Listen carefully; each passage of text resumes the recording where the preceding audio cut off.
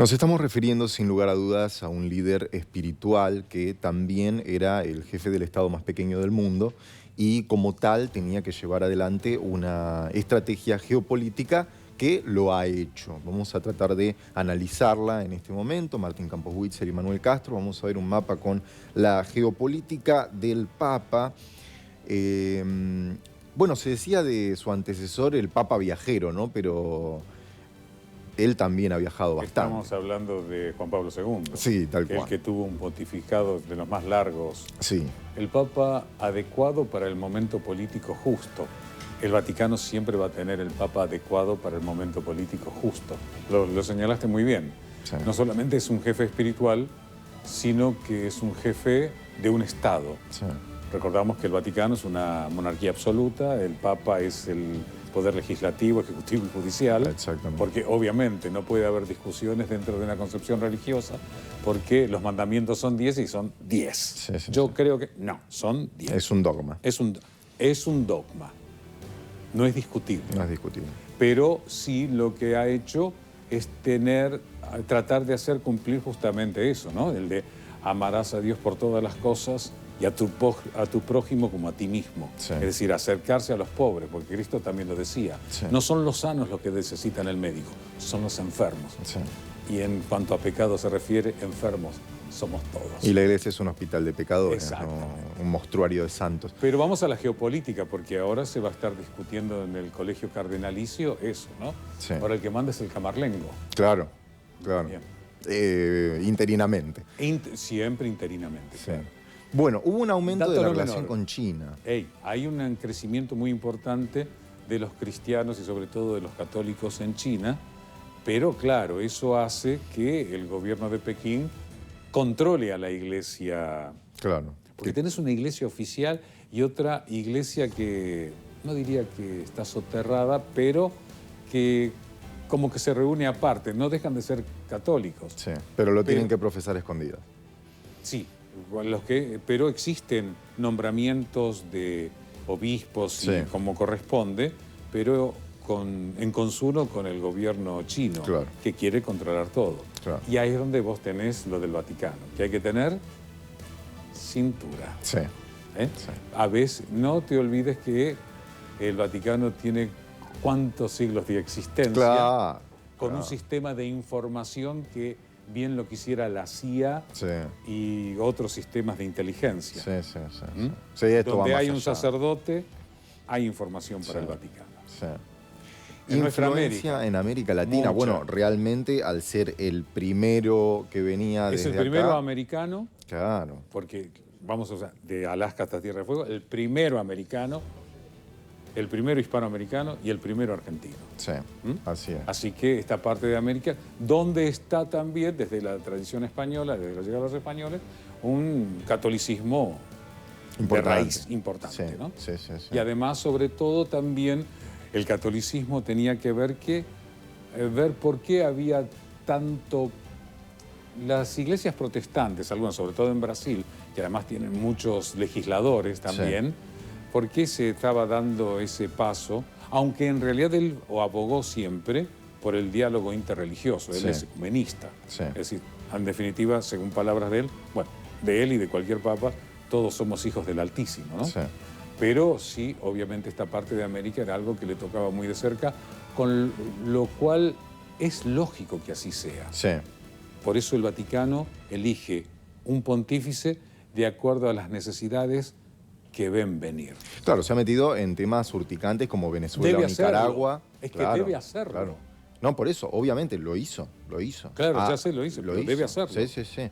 Y, bueno, su discurso impactó fuerte en Brasil, que aporta una gran cantidad de creyentes. Tiene la cantidad de católicos más grande de esta parte de América, así Claro. que no es un dato menor. Sí. Vos hablando de eso, ¿cómo fue el vicepresidente Vance de antes, horas antes de que falleciera, ¿no? Porque además fallece después de Pascua de Resurrección, ¿no? De acuerdo a la fe cristiana, católica y cristiana, es decir, estamos en la celebración de Pascua, es la más importante de la cristiandad, porque para eso vino el Mesías, morir un viernes y resucitar el hombre nuevo el domingo. Y él como que muere se va después de esa resurrección. Del hombre nuevo. Sí. Dato no menor. No, es muy fuerte. Coincidencia, Es muy como fuerte. quieras. Es muy fuerte, es muy fuerte. Postura frente al conflicto en Ucrania. Bueno, aquí recibió algunas críticas porque no condenó a Rusia o fue muy suave con Rusia en los primeros momentos donde era claro quién había cruzado las fronteras, a qué país. Él va a estar cómo siempre en contra de cualquier guerra. Aquí en las guerras para un papa no es quién se defendió o quién atacó. Siempre va a estar en contra de cualquier conflicto. Sí. Porque si no, no seguiría eso que él había dicho, siempre hay que poner la otra mejilla. Sí. Diría, cuando te atacan, rompele la cabeza.